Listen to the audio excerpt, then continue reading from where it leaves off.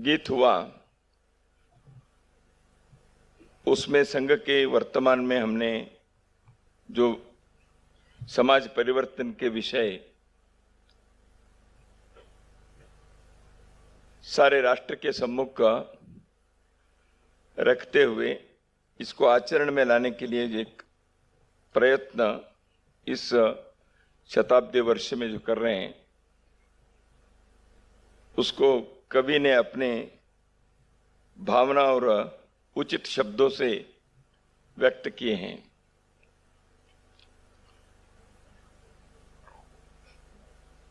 बंधुओं, राष्ट्रीय स्वयंसेवक संघ के शताब्दी वर्ष प्रारंभ होकर लगभग 1 महीने हो गए हैं। संघ के इस यात्रा के संदर्भ में कुछ बातें आपके सम्मुख रखनी हैं। वैसे देखा है तो इस सभागार के अधिक लोगों के लिए यह केवल पुनस्मरण की ही बात होगी ऐसे मुझे लगता है, क्योंकि इंदौर महानगर के और मालवा प्रांत के समाज के लोगों को संघ के परिचय और संघ के स्वयंसेवकों का परिचय, संघ कार्य का परिचय दशकों से अधिक मात्रा में या कुछ कम मात्रा में लेकिन है ही। देश में संघ के कार्य जहां प्रभावी ढंग से व्यापक रूप से विकसित हुआ है, उसमें मालवा प्रांत भी एक है, ऐसे आनंद से और गर्व से मैं कह सकता हूं। आप लोगों के सामने संघ के बारे में कहना कभी कभी लगता है, अंग्रेजी में एक बात है, carrying coal to Newcastle. ऐसे जहां पहाड़ है वहां काय के लिए पत्थर कंकर लेके जाना है। तो इसलिए जानने वाले लोगों के सामने कुछ जानकारी आपको देने की चेष्टा है, ऐसे थोड़ा बहुत लगता है। परंतु संघ के संदर्भ में कई बार ये भी होता है कि संघ को हम कार्यकर्ता या कार्यक्रमों के द्वारा तो जानते हैं, सामान्य परिचय तो रहता है। इसकी बताया कि संघ की यात्रा, ये यात्रा तो 100 वर्ष की यात्रा है। संघ के शताब्दी वर्ष जब प्रारंभ करने के विचार हुआ तो समारोह नहीं करेंगे, सेलिब्रेशन नहीं। ये कोई संघ ने अपने रजत जयंती, स्वर्णिम जयंती, अमृत महोत्सव ऐसे संघ ने नहीं मनाया, क्योंकि समाज का कार्य है। इस समाज के कार्य के लिए संघ ने एक प्रयत्न किया संगठन के रूप के द्वारा। वैसे देखा है तो समाज के लिए ये संगठन नहीं है, समाज ही संगठित होना चाहिए। तो इसलिए संघ के प्रयास केवल एक संगठन के प्रयास नहीं है, सारा समाज इस दृष्टि से ऊर्जावान होकर, उत्साहित होकर इस विषय को लेकर चलना चाहिए। किसी एक संगठन के काम नहीं है। हाँ, किसी को पहल करना चाहिए। राष्ट्रीय स्वयंसेवक संघ के द्वारा पूजनीय डॉक्टर केशवराव हेडगेवार जी ने 100 वर्ष पहले इसका बीजारोपण किया। तो इसलिए अपने ही समाज के कार्य के लिए इसको जुबिली बनाने के, सेलिब्रेशन करने के कोई विचार नहीं है। लेकिन इस विचार के साथ जो एक जीवन शैली को खड़ा करने के, राष्ट्र की आराधना करने के जो प्रयत्न हुआ, इसके कुछ आयामों को, कुछ मजलों को बताना आवश्यक होगा, सार्थक होगा।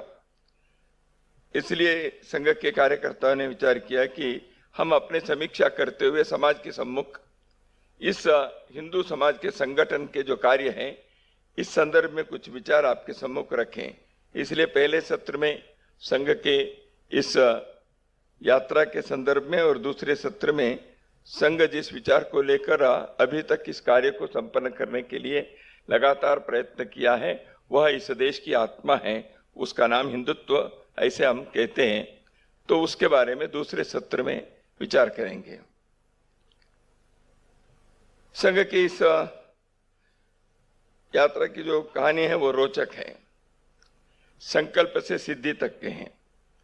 इसमें हर्षोल्लास के, आनंद के, सफलता के क्षण भी आए, संघर्ष के, चुनौती के, संकट के काल भी आए। कार्यकर्ताओं ने समाज जीवन के कार्य करते करते बहुत सारे आयामों को विकसित किया समाज के सहयोग से। संघ के कार्य के संदर्भ में कई प्रकार के संघ के विरोध करने वाले लोग भी समय समय पर इस विषय के विरोध करने के कारण कई प्रकार के संघर्ष हुआ और उसमें त्याग बलिदान भी स्वयंसेवकों ने किया है।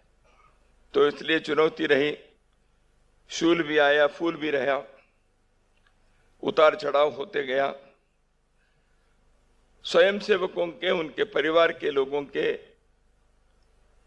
अथक अगाध परिश्रम से, समाज के इस कार्य को समर्थन देने वाले लोगों के सहयोग से यह कार्य आज प्रभावी ढंग से देश के राष्ट्र जीवन के केंद्र बिंदु पर पहुंचा है। संघ के इस कार्य के जो सफलता है, यात्रा है, इसमें संघ के वैचारिक अधिष्ठान जो हिंदुत्व है, जिसके बारे में अगले सत्र में हम विचार करेंगे ही। संघ को प्रारंभ के काल में जो नेतृत्व मिला, पूजनीय डॉक्टर हेडगेवार जी के, परम पूजनीय गुरु जी गोलवालकर जी के, जिन्होंने इस कार्य के सूत्रकार, भाष्यकार बने, और उनके स्वयं के जीवन और उनके व्यक्तित्व, नेतृत्व, कर्तृत्व, इस कारण से संघ को एक पहचान मिली, एक छवि मिली। उस कारण से कार्य आगे बढ़ता गया। उनके प्रेरणा से देश भर में संघ के स्वयंसेवकों ने अपने जीवन में संघ कार्य के लिए सब कुछ समर्पित करने के लिए तैयार हुए। वो एक ऐसे अनोखा नेतृत्व। तीसरी बात है संघ की जो कार्य पद्धति है। संघ की कार्य पद्धति व्यक्ति को जोड़ने का काम है।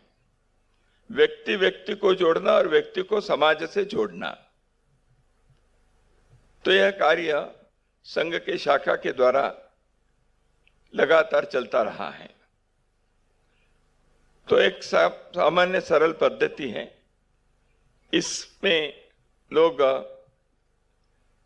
अपने समाज के लिए जीवन के कुछ समय निकालकर एकत्रित आना, संगठित स्वरूप दिखना, और इस कारण से जो राष्ट्रभक्ति के, समाज प्रेम की जो भावना जगती है, ऊर्जा उठती है, उसको समाजोपयोगी कार्य में प्रवाहित करना, ऐसे एक संघ के शाखा का कार्य पद्धति है। तो संघ में हम कहते हैं घर घर से संपर्क, डोर टू डोर कांटेक्ट, हृदय हृदय से मिलना, हार्ट टू हार्ट, और जन जन को जोड़ना, मैन टू मैन। तो ऐसे व्यक्ति को जोड़ने का, यानी हृदयों को जोड़ने का, और घर घर को जोड़ने का, यानी समाज के एक संगठन को जाल खड़ा करने का, यह कार्य संघ ने किया है। और इस सबसे कार्यकर्ताओं का निर्माण हुआ, वह समाज जीवन में जो अपने समाज की जो एक संस्कार की पद्धति है, हजारों वर्षों से इस देश में, इस भूमि पर सत्य के लिए, प्रामाणिकता के लिए, चरित्र के लिए, शील के लिए, सेवा और संवेदना के लिए श्रेष्ठ स्थान हमारे पूर्वजों ने दिया है। व्यक्ति का कोई भी हो, वो कहाँ किसी भी स्थान पर हो, उनके वैयक्तिक जीवन के स्थान और स्तर, सामर्थ्य, क्षमता कुछ भी हो, वो गरीब है, अमीर है, पढ़े लिखा है, अनपढ़ है, वे ज्ञानवान हैं या कम बुद्धि के हैं, गांव में रहते हैं, शहर में रहते हैं, बड़े सिंहासन पर बैठे हैं, झोपड़ी में रहता है, कैसे भी हो, वह संस्कारित होना चाहिए, यानी चरित्रवान होना चाहिए, प्रामाणिक होना चाहिए, सत्यवचनी होने चाहिए, सेवाभावी होने चाहिए, अपने घर बार को ठीक से संभालते हुए प्रकृति के साथ संतुलित जीवन करते हुए जीवन को सार्थकता की ओर ले जाने के लिए जीवन में अर्थ काम के आधार पर धर्म को ध्यान में रखते हुए यात्रा करनी चाहिए, जीवन की यात्रा चलानी चाहिए। ये हिंदुस्तान के इस भूमि पर हजारों वर्षों से लोगों ने कहा है, ऐसे जीवन जिया है। इसलिए हमारे जो आदर्श समाज के हैं वो सब उस प्रकार के आदर्श हैं। सिद्धार्थ राजकुमार है इसलिए आदर्श नहीं है, वो बुद्ध बना इसलिए आदर्श है। राम अयोध्या के सिंहासन पर बैठा है इसलिए नहीं आदर्श है, राम जी के एक आदर्श है। तो इसलिए धर्म की यह भूमि है, धर्म जीवन में आचरण में आना चाहिए। सत्यम वद धर्मम चर, सत्य बोलना है, धर्म आचरण में लाना चाहिए। धर्म जीवन के हर आयाम में, हर स्तर पे, जीवन के हर चरण में, हर मजल में वह प्रकटित होना चाहिए। तो इसलिए इसको धर्मभूमि कहा है। तो इस देश की भूमि ऐसे रही है, यहाँ के समाज ऐसे रहा है, इसलिए इस भूमि को, इस समाज को, इस राष्ट्र को विश्व में एक स्थान रहा। तो इसलिए ऐसे व्यक्ति के निर्माण करना, गढ़ना, यह कार्य निरंतर होना चाहिए। पूजनीय डॉक्टर हेडगेवार जी ने स्वतंत्रता संग्राम में भाग लिया। आजन्म देशभक्त डॉक्टर केशवराव अपने विद्यार्थी जीवन में कई प्रकार के राष्ट्रभक्ति के और स्वतंत्रता आंदोलन के कई गतिविधियों में वो भाग लिए, स्वयं गतिविधि प्रारंभ भी किए अपने दोस्तों के साथ। उस प्रकार के उनके जो गतिविधियां रही उसकी कई प्रेरक कहानियां हैं। तो बाद में वो कोलकाता में डॉक्टरी पढ़ने के लिए भी गए, तो केवल डॉक्टरी पढ़ने के लिए नहीं गए थे, क्रांतिकारी लोगों के साथ मिलकर देश को मुक्त करने के लिए, क्रांतिकारी मार्ग पर क्या कर सकते हैं इसको समझने के लिए ऐसे लोगों के समुदाय में, समूह में रहने के लिए वो गए और किए भी। वहां अनुशीलन समिति करके जो क्रांतिकारी समिति थी उसके वो सदस्य भी बने। तो अपने डॉक्टरी की परीक्षा पूर्ण करते करते सैकड़ों ऐसे विप्लवकारी क्रांतिकारी लोगों से उनकी दोस्ती बनी, जो जीवन भर उन्होंने उस दोस्ती को निभाया। वो अपने व्यक्तिगत कारण से नहीं, स्वतंत्रता आंदोलन में प्रत्येक व्यक्ति के साथ जो कार्य जो करता है उस विचार के साथ मेरे सहमति है कि नहीं है, लेकिन वो देश के लिए काम कर रहा है, इसलिए उनका सहयोग देना यह मेरा राष्ट्र धर्म है। ऐसे डॉक्टर हेडगेवार जी ने अपने जीवन में हर क्षण में, हर आयाम में उन्होंने दर्शाया। तो स्वतंत्रता आंदोलन में वो स्वयं 2 बार जेल के वास में रहे, कारावास में रहे, 1921-22 में और 31-32 में। तो ऐसे स्वतंत्रता आंदोलन में रहते हुए उनके दिमाग में ये विषय आया, भारत ऐसे एक श्रेष्ठ देश, भारत में इतने महापुरुष हुए, इतने श्रेष्ठ ग्रंथों की रचना हुई, वेद, उपनिषद, भागवत, भगवत गीता, इतने पुराण, इतने सब प्रकार के, इतने पंथ संप्रदाय, उनके गुरु, उनके स्थापक, समाज सुधारक, इतने श्रेष्ठ लोग, विश्व के किसी भी समाज गर्व से और गौरव से अपने सिर उठा सकता है। ऐसे लोगों के जन्म दिए हुए यह देश एक श्रेष्ठ जीवन के आदर्श को यहाँ प्रयोग से, अनुभव से, अध्ययन से खड़ा करने वाले यह देश, यह समाज क्यों मुट्ठी भर लोगों के सामने झुक गया, हार गया, गुलाम बन गया? तो कहीं ना कहीं इसमें हमारी भी कमी है, हमारे कुछ दोष हैं। आने वाले लोग बर्बरता से कार्य किए, आक्रांता, वो संस्कृति से भिन्न प्रकार के जीवन शैली वाले थे, उनके शक्ति थी, उनके पास शस्त्र थे, आधुनिक शस्त्र थे, ये सब हैं। केवल वो शक्तिशाली थे, उनके शस्त्र ज्यादा थे, इस कारण से हम हार गए, या हमारे अंदर भी कुछ कमियां थी। तो डॉक्टर हेडगेवार ने अपने इस चिंतन के आधार पर एक निष्कर्ष पर आए।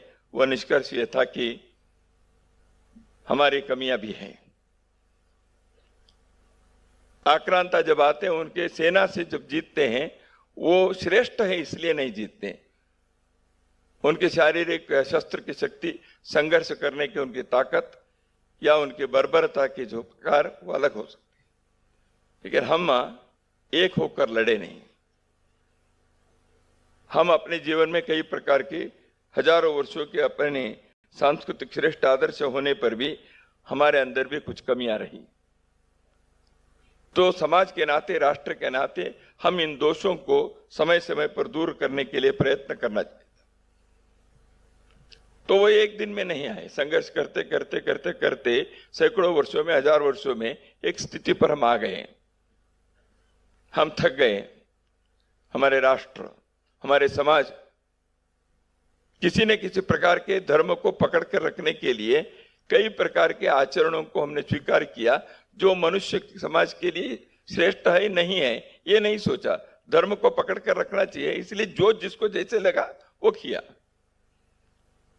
तो इसलिए कई बार धर्म कहने वाली बात भी मनुष्य के विकास के लिए अनुकूल नहीं है, ऐसी बात भी हो गई।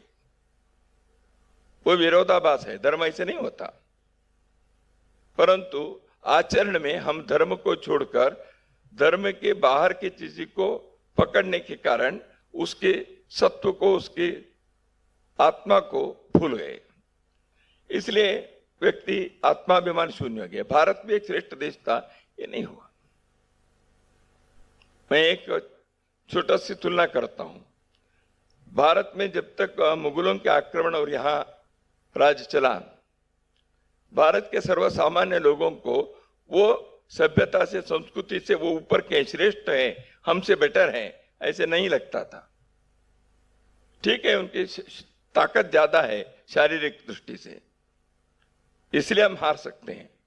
लेकिन संस्कृति के दृष्टि से, जीवन के स्तर के दृष्टि से वो हमसे ऊपर है, ऐसे यहाँ के लोगों को नहीं लगता था। लेकिन यूरोपियन आक्रमण में अंग्रेज, फ्रेंच यहां जब राज किए, उनके सामने धीरे धीरे हमारे सुशिक्षित लोग भी अपने आत्मा को खोए। हम कम हैं, वो ज्यादा सभ्य लोग हैं, बेटर सिविलाइजेशन है। हम कहीं ना कहीं हम थोड़ा सा दकियानुसी हैं। यह एक अपने अंदर आत्महीनता धीरे धीरे प्रवेश करके घर कर गए। तो इसलिए अपने को अपने ही आचरण में, अपने ही कई विषयों के संदर्भ में कई बार थोड़ा संकोच हुआ। हाँ, जो गलती है उसको सुधारना चाहिए समाज में। लेकिन हम यूरोपियन, अंग्रेज और फ्रेंच के सामने एक इस दृष्टि से, मानसिक दृष्टि से गुलाम हो गए। और वो जो आए थे, उन्होंने अपनी मान्यता को, हमारी संस्थाओं को, रचनाओं को उन्होंने ध्वस्त कर दिया। पहले मुगल के आक्रमण में अपने यहाँ के मठ मंदिरों को उन्होंने ध्वस्त किया होगा, नष्ट किया होगा, तोड़ दिए होंगे। लेकिन इस यूरोपियन राज्य में, अंग्रेज और के राज्य में हमारी मान्यताएं धुंधले हो गए।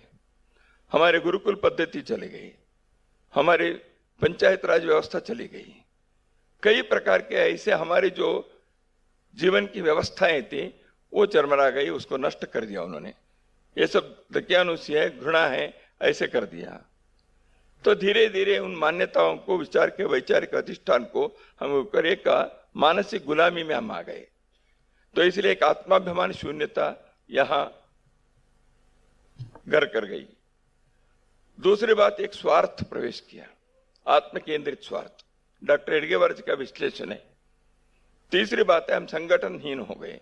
वो पानीपत युद्ध से ही प्रारंभ हुआ ऐसे कह सकते हैं, उससे पहले तो हम जाति के नाम पर, प्रांत के नाम पर, भाषा के नाम पर अलगाववाद हमारे दिमाग में प्रवेश कर गया। तो कई से हम एक शहर में रहने वाले, एक गांव में रहने वाले लोग भी जाति के कारण और किसी के कारण हम आपस में अलग अलग समूह के लोग हो गए, एक समाज के लोग हैं, यह भावना जागृत होना कम हो गया। तो इसलिए संगठनहीनता, आत्माभिमान शून्यता, स्वार्थ केंद्रित लालसा, इन कारणों से अपने यह प्रिय हिंदू समाज कई प्रकार से यह जो अवस्था में आ गई, तो इसको दूर करने के लिए व्यक्ति निर्माण के और समाज संगठन के एक उद्देश्य को लेकर डॉक्टर हेडगेवार ने राष्ट्रीय स्वयंसेवक संघ का शुभारंभ किया। तो संघ के कार्य एक तरफ मनुष्य के अंदर चरित्र निर्माण, व्यक्ति निर्माण करना, अंग्रेजी में कहना है तो इंडिविजुअल कैरेक्टर, व्यक्ति चारित्र, दूसरा एक राष्ट्रीय चारित्र, एक नेशनल कैरेक्टर, समाज का बोध, राष्ट्र का बोध, राष्ट्र के लिए जीने के लिए मेरे जीवन को कैसे जीना चाहिए, यह राष्ट्रीय चारित्र है। तो एक ही सिक्के के दो पहलू हैं। ये दोनों होने से, व्यक्ति के चारित्र और राष्ट्रीय चारित्र होने से समाज सुरक्षित रहता है, समाज संगठित रहता है। तो इसकी आवश्यकता महसूस किए गए और एक सरल तंत्र शाखा से संगठन करो, सब उससे हो जाएगा। क्योंकि एक दूसरे के मिलने जुलने से और निस्वार्थ भाव से, किसी लालसा से नहीं, तो इकट्ठे आने वाले लोग अपने ऊंच नीच, छुआछूत, अमीर गरीब, पढ़े अनलिख, ऐसे खब भावनाओं से दूर होकर हम देश समाज के लिए इकट्ठे आने वाले हैं, ऐसे कार्य प्रारंभ किया। यह संघ के विचार था। कुटुंब हिंदू को सामाजिक हिंदू बनाना था। हिंदू तो था ही, 30 त्योहार होते थे, विवाह आदि कार्यक्रम पंचांग में पंडित जी ने जो बताया उसी के आधार पर होता था। उन दिनों में भी दीपावली मनाते थे, होली मनाते थे, कुंभ मेला होते थे। तो हिंदू तो थे इस समाज में, परंतु हिंदू को हिंदू के नाते महसूस होना और हम एक संगठित समाज है, यह अनुभव में आना, इसमें कमी थी। तो इसलिए कौटुंबिक हिंदू को सामाजिक हिंदू बनाना आवश्यक था। स्वार्थी हिंदू को सेवाभावी हिंदू बनाना यह आवश्यक था। जातिवादी हिंदू को राष्ट्रवादी हिंदू बनाना, यह विचार और कार्य चला। निष्क्रिय हिंदू को, आलसी हिंदू को सक्रिय और जागृत हिंदू बनाना आवश्यक था। असंगठित हिंदू को संगठित हिंदू बनाना, यह कार्य लिया गया। इस कारण से राष्ट्रीय स्वयंसेवक संघ के शाखाओं के द्वारा स्वयंसेवकों ने इस कार्य को पहले स्वयं इस प्रशिक्षण में, इस जीवन शैली में गए, लेकिन स्वयंसेवक जैसे जैसे जागृत हुए, संगठित हुए, समाज को भी इसमें अधिकाधिक जोड़ने के लिए आगे बढ़े। तो ऐसे होते एक सामाजिक आयाम भी स्वयंसेवकों ने विकसित किया। तो इसलिए स्वयंसेवकों ने जीवन के प्रत्येक क्षेत्र में समाज के दृष्टि से विचार करके अपने अपने कार्य संगठन प्रारंभ किया। स्वयंसेवकों के पहल से वो संगठन हुए, लेकिन केवल स्वयंसेवक ही उसमें रहे ऐसे कोई आग्रह नहीं था। समाज में सक्रिय होकर राष्ट्र के निर्माण के लिए कार्य करने वाले लोग आगे बढ़े, यह हुआ। तो इसलिए संघ की यात्रा में डॉक्टर जी के जीवन के 1925 से 1940 तक 15 वर्ष डॉक्टर हेडगेवार जी ने स्वयं देश के कई स्थानों पर प्रवास करते हुए संघ के मूल मंत्र को सिखाया। उन्होंने संगठन करना यानी क्या है, हम क्यों कर रहे हैं। उन्हीं दिनों में संघ के प्रतिज्ञा, संघ के प्रार्थनाएं, संघ की शाखा के पद्धति, ये सब विकसित हो गई। स्वयं डॉक्टर जी ने एक एक बारीकी से, एक एक पहलू पर, एक एक आयाम पर उन्होंने ध्यान दिया। कार्यकर्ताओं को उस प्रकार सिखाया उन्होंने। संघ में प्रचारक पद्धति प्रारंभ की। संघ चालक क्या है, कार्यकारिणी क्या है, ऐसे संघ के एक स्ट्रक्चर को उन्होंने खड़ा करने के प्रयत्न किया। डॉक्टर हेडगेवार संगठन शास्त्र के एक श्रेष्ठ ज्ञाता हैं। कई बार एक एक विषय के लिए सामान्यतः हम इतिहास में बड़े बड़े विभूति पुरुषों के नाम जुड़ते हैं। कर्ण क्या है, दानशूर है। राम जी का है मर्यादा पुरुषोत्तम है, हनुमान जी स्वामी भक्त हैं, भीम पराक्रमी हैं। ऐसे कई महापुरुषों के संदर्भ में एक उनके गुण के साथ वो व्यक्तित्व ध्यान में आता है। जैसे डॉक्टर हेडगेवार जी के बारे में कहना है तो संगठन शास्त्र के ज्ञाता है। संगठन करना ये केवल स्ट्रक्चर से नहीं होता है, मनुष्य के मानसिकता को, साइकोलॉजी को, माइंडसेट को समझना पड़ता है। डॉक्टर हेडगेवार इसमें सिद्धहस्त थे। तो इसलिए उन्होंने समाज के दोष को भी समझा, व्यक्ति की मानसिकता को भी उन्होंने समझा। इसलिए केशवाष्टक करके जो संघ के संस्थापक के बारे में जो गीत है संस्कृत में, उसमें कहा गया है, यो डॉक्टरेति भिषजाम पदमा दधानो विज्ञातवान भरत भूमि रुजान निदानम संघौषधम समुदपादि न वंचयेन तम केशवम मुहुरहम मनसा स्मरामि। जो डॉक्टर के नाते जिनके प्रशिक्षण हुआ है, वो भरत भूमि के बीमारी क्या है इसको उन्होंने पहचाना और उस बीमारी को संघ औषध को उन्होंने दिया। वो औषध संघ औषध कहलाता है, ऐसे कवि ने लिखा है। तो इसलिए व्यक्ति को समझना, समाज को समझना और संगठन के शास्त्र को विकसित करना, यह डॉक्टर हेडगेवार जी ने की है। इसलिए समाज से चंदा धन देकर संघ को आगे नहीं बढ़ाया, समाज के सहयोग आशीर्वाद मिला। दोनों महामनोरंजन का आप बहुत अच्छे काम कर रहे हैं, तो आपके लिए कुछ धन की आवश्यकता होती होगी, तो हम क्या करें इसके लिए? नहीं, धन तो छोड़िए, आप हमारे साथ रहिए। इन्हें मनुष्य को जोड़ना है, धन के मांग नहीं करना। गुरु कौन है तय किया, एक व्यक्ति नहीं है, भगवत ध्वज है। तो एक एक बात उन्होंने बहुत बारीकी से विचार करके किया उन्होंने। और ये सब करने के बाद भी डॉक्टर हेडगेवार जी ने कहा कि मैं कोई नया काम नहीं कर रहा हूं, ये प्राचीन काल से हमारे देश में समाज के संगठन के कार्य कोई ना कोई करते आया है, उसी कार्य को मैं आगे बढ़ा रहा हूं। ये केवल नम्रता की बात नहीं थी, ये वास्तविकता की बात भी है। समाज के संगठन के कार्य हर युग में अलग अलग ढंग से हुआ है, इस युग में इस प्रकार से हो रहा है। तो ऐसे यह कार्य जैसे आरंभ हुआ, जैसे मैंने कहा 1940 तक एक पड़ाव हो गया।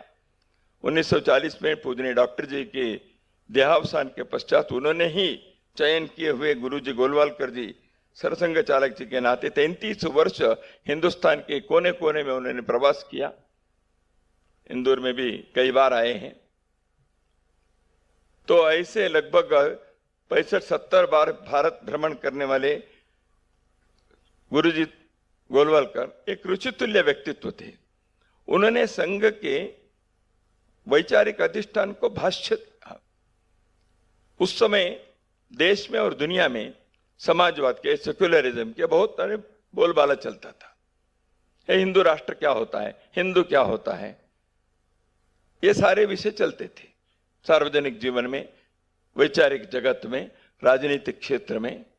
उस समय पूजनीय डॉक्टर गुरुजी ने एक वैचारिक स्पष्टता के लिए उन्होंने विचार रखा और दूसरी ओर संगठन में लगे हुए कार्यकर्ताओं को एक प्रेरक व्यक्तित्व के प्रेरणा देकर उनको इस कार्य के लिए जीवन देने के लिए प्रेरणा भी दी। संगठन शास्त्र को भी समझा और वैचारिक का स्पष्टता भी समाज के सामने उन्होंने रखा। विस्तार से कहने के लिए अभी समय नहीं है, इसलिए मैं उतना ही कहूंगा। एक समग्र भारत का भ्रमण करने वाले श्री गुरु जी ने उस समय समाज के बहुत सारे प्रमुखों से, धार्मिक क्षेत्र के, राजनीतिक क्षेत्र के, साहित्य के, संस्कृति के क्षेत्र के, उद्योग के क्षेत्र के कई हस्तियों से उन्होंने चर्चा की। तो इस प्रकार गुरुजी एक अलौकिक अनोखे व्यक्तित्व और नेतृत्व के कारण संगठन के कार्य को आगे बढ़ाया। मैं नहीं तू ही कहने वाले राष्ट्राय स्वाहा इदम राष्ट्राय न ममा, इस मंत्र को स्वयंसेवक और समाज को देने वाले गुरुजी अपने कार्य की समाप्ति में बाला साहेब देवरस जी का कार्य किया 1973 में। लगभग 1975 तक संघ के एक दूसरे पड़ाव है, जिस समय 1940 से 35 वर्षों तक संघ के कार्य के स्वयंसेवकों ने, देश विभाजन भी हुआ, देश स्वतंत्र भी हो गया, एक अल्लोल कल्लोल चल रहा था। उस समय पाकिस्तान जब निर्माण हुआ, वहां के हिंदू समाज के लोगों के जिस प्रकार के संकट में, चुनौती में रहे, जैसे उनकी हालत थी, उसमें एक एक व्यक्ति की रक्षा के लिए संघ के स्वयंसेवकों ने जो कार्य किया वह स्वर्णिम अक्षर में इस देश के इतिहास में लिखा जाएगा। ऐसी स्थिति थी क्योंकि उन्होंने सैकड़ों परिवारों को बचाया, केवल राष्ट्र प्रेम के कारण, केवल अपने समाज के व्यक्ति जो संकट में हैं उनके लिए मुझे यह कार्य करना चाहिए, इस भाव के कारण संघ के इस संघ स्थान पर इस भाव को उन्होंने जीवन दिए, उसको सक्रियता से बनाए रखा। It was not just an emotion, it was an action oriented feeling. तो इसलिए करना संभव हुआ। वही कार्य स्वयंसेवक सामाजिक दृष्टि से यदि देखें तो कोई भी किसी प्रकार की आपदा आती है, दैवीय आपदा आती है, भूकंप के, बाढ़ के, अकाल के, तो उस समय वो दौड़ते हैं। भावना वही है, क्रिया अलग अलग हो सकती है। तो इस प्रकार के कार्य करते करते समाज के विभिन्न संगठनों को भी प्रारंभ किया, एक व्यवस्था परिवर्तन के कार्य।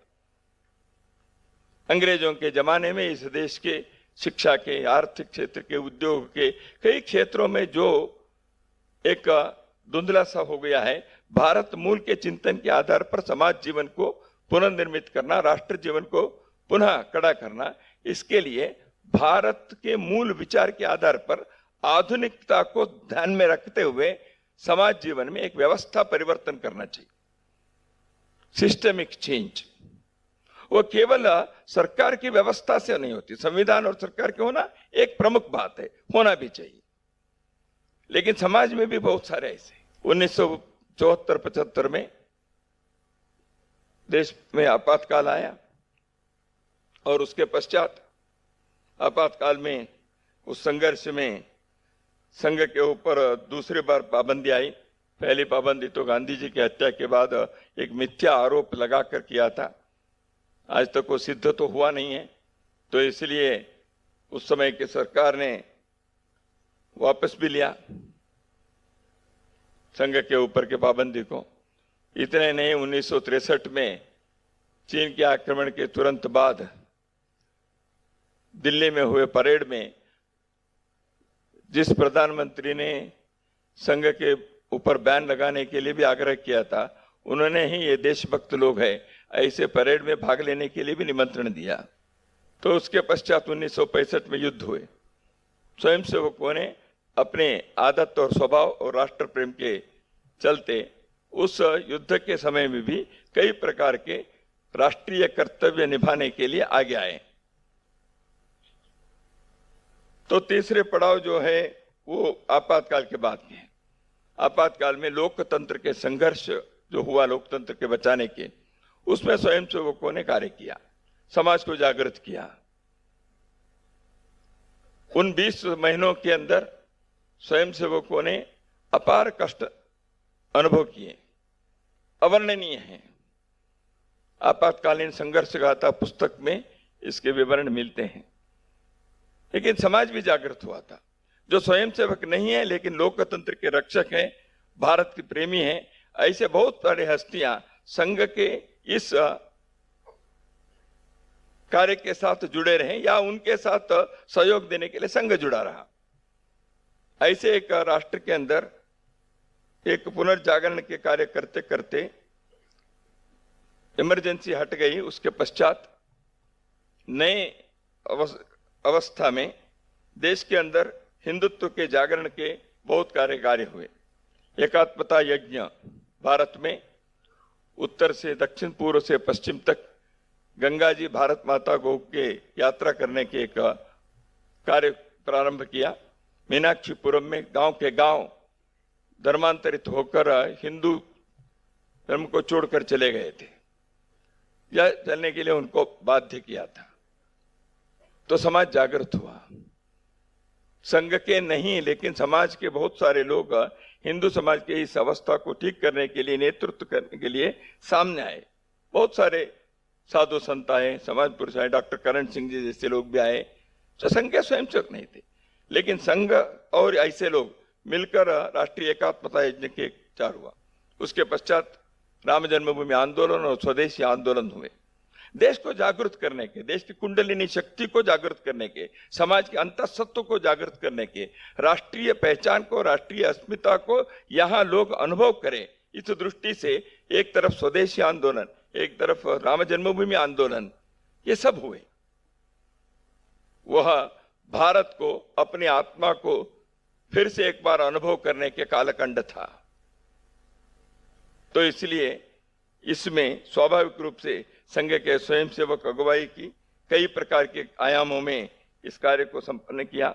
ये सब करते हुए भी संघ के स्वयंसेवक निर्माण के, शाखा के विस्तार के, जो मूल में मैंने कहा एक व्यक्ति निर्माण के कार्य, इसमें कभी संघ ने उस दृष्टि से हटे नहीं है, उसको कभी नजरअंदाज नहीं किया।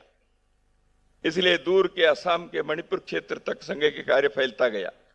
दक्षिण के छोर में कन्याकुमारी तक तमिलनाडु में भी कार्य फैला।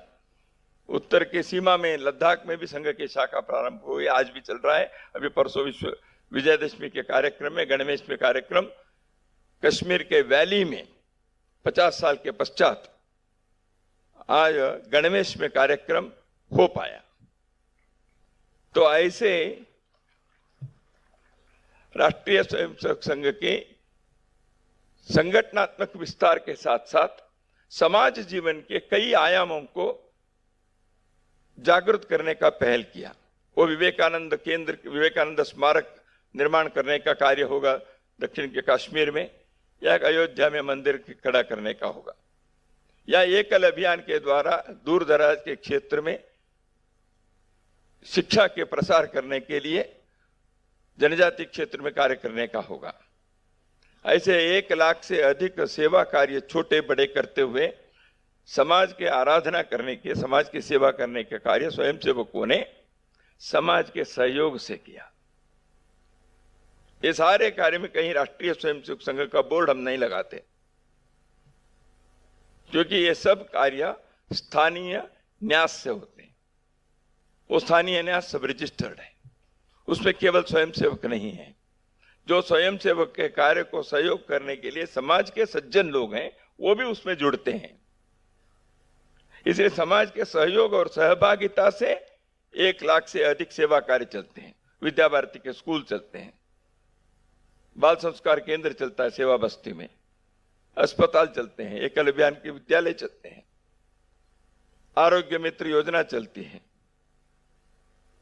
तो ऐसे भिन्न भिन्न प्रकार के जो कार्य चल रहे हैं, यह इस आयाम को हम इस दौरान प्रारंभ किए। अभी जो कार्य चल रहा है उसमें राष्ट्रीय स्वयंसेवक संघ समाज के सज्जन शक्ति के आधार पर समाज परिवर्तन की दृष्टि से 1990 के 95 के पश्चात कई आयाम प्रारंभ किए।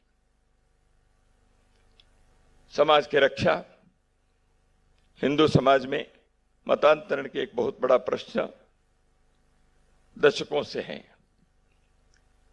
आर्य समाज ने शुद्धिकरण का कार्य हाथ में लिया, मसूर आश्रम ने एक कार्यक्रम लिया, परावर्तन कार्य कई लोगों ने किया।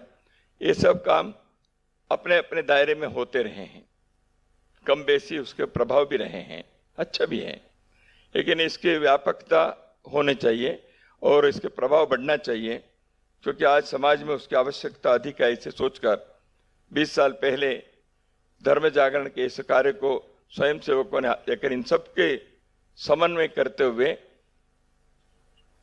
हिंदू समाज की रक्षा के लिए मतांतरण रोकने के कार्य कैसे करें, ये स्वयंसेवक कर रहे हैं। ग्राम विकास के एक आयाम है, ग्राम विकास बहुत लोग कर रहे हैं, लेकिन उन सब में एक भारतीयता को, स्वदेशी को, देशी भावना को रखकर करना है। केवल गांव में शहर के कुछ सुविधाएं उपलब्ध कराना यहाँ तक सीमित नहीं है। अपने ग्रामीण समाज को, अपने ग्रामीण समाज के जो स्वत्व है उसके आधार पर आधुनिक काल के विकसित मापदंड के आधार पर करना चाहिए।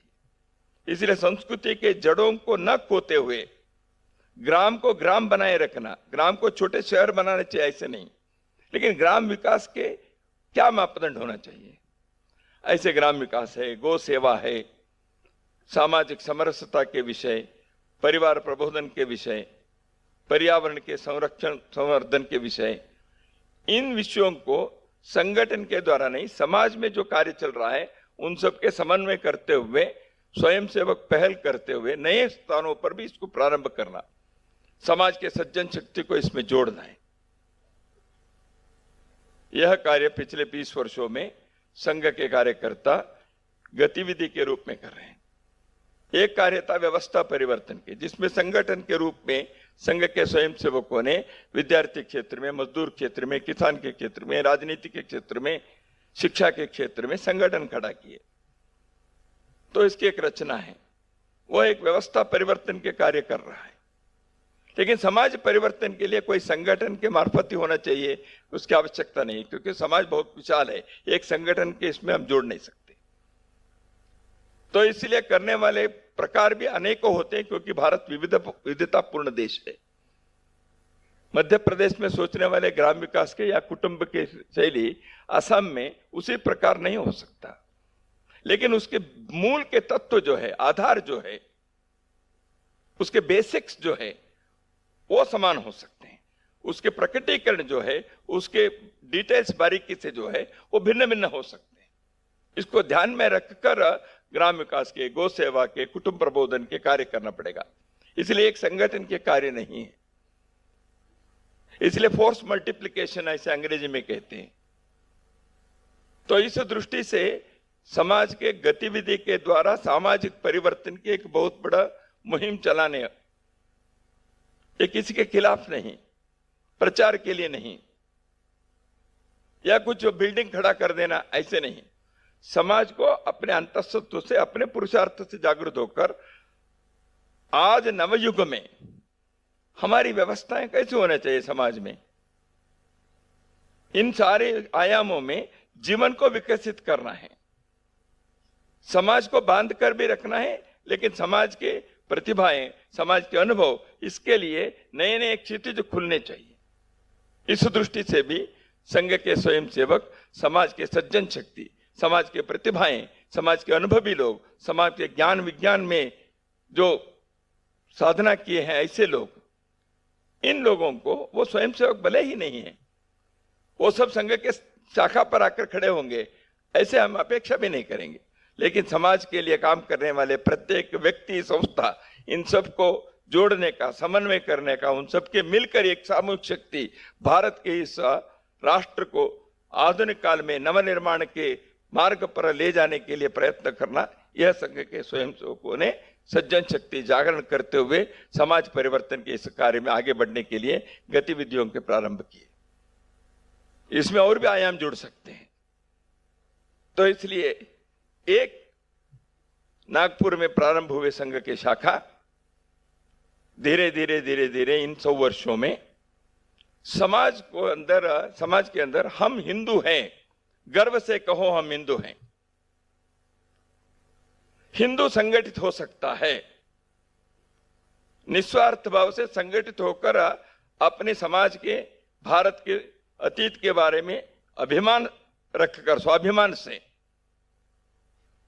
राष्ट्र निर्माण के लिए समाज अपना योगदान दे सकता है।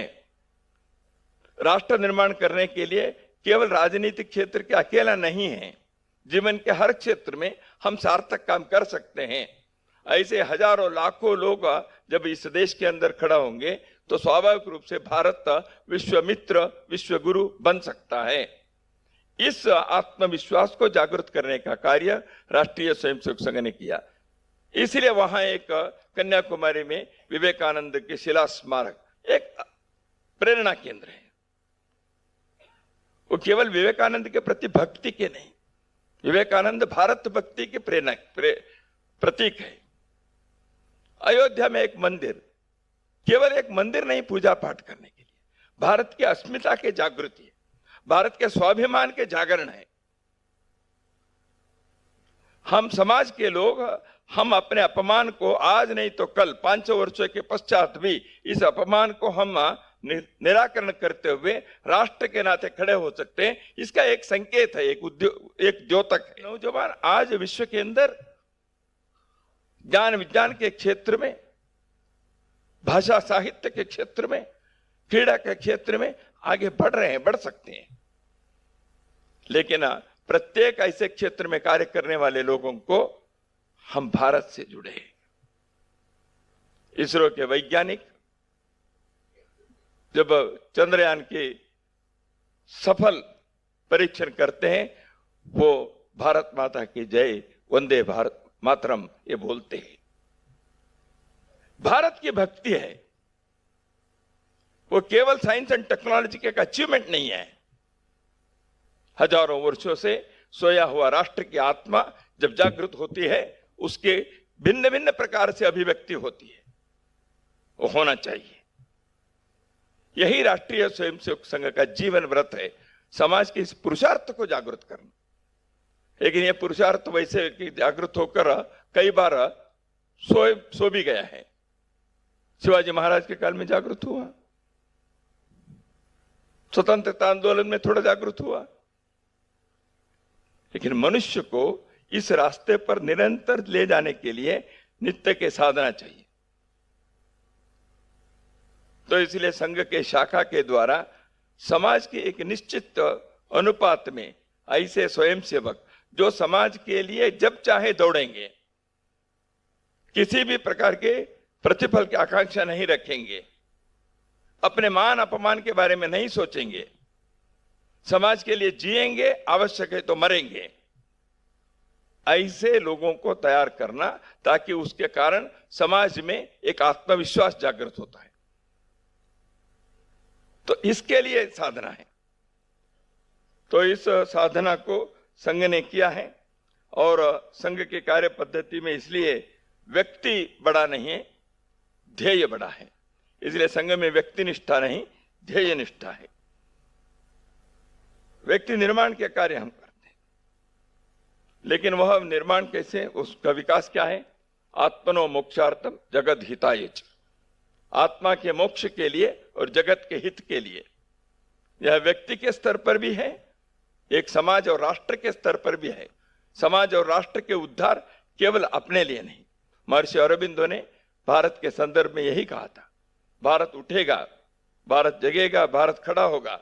भारत के उत्थान दूसरे देशों को कुचलने के लिए नहीं, अपने अहंकार के लिए नहीं, अपने अधिपत्य को स्थापना करने के लिए नहीं। भारत उठेगा, भारत जगेगा, विश्व में दीपस्तंभ बनकर सब सर्वदूर अध्यात्म के, सेवा के, साधना के प्रकाश देने के लिए भारत उठेगा।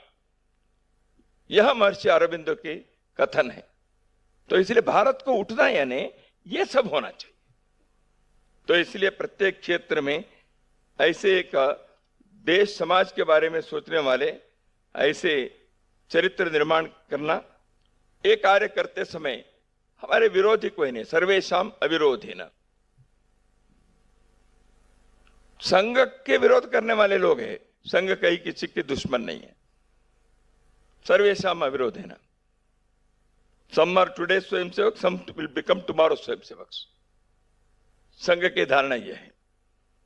ये करते समय स्वयं हम करें और फिर भगवान से मांगे। उद्यमम साहसम धैर्यम बुद्धि शक्ति पराक्रम षडेते यत्र वर्तन्ते तत्र दैव सहायकृत। अंग्रेजी में एक बात है, God helps those who help themselves. तो इसलिए हम अपने स्वयं के पैरों पर खड़े होने के लिए समाज के अंदर इस भावना को जागृत करना, वो कर्म में परिवर्तित हो, केवल भावना तक सीमित ना रहे। वो कर्म केवल 1-2 दिन के लिए ना रहे, सतत चले। और सतत चलते समय कई प्रकार के उतार चढ़ाव होते हैं, उस समय डटकर रहें। और डटकर रहना अकेले के नहीं हो सकता है, इसलिए सामूहिकता से रहे, एक दूसरे के सहयोग से, संभाल से, संवारने से रहे। यह संघ के कार्य की शैली है। तो इस शैली को चलाए हैं। तो इसलिए इस पुरुषार्थ को जगाने का यह कार्य करते हुए समस्या को बताते हुए नहीं रहना है। समस्या को बताते बताते रोने वाले लोगों को तैयार नहीं करना है। यह समस्या है इसलिए सरकार करे, ऐसे दूसरों की ओर केवल देखना।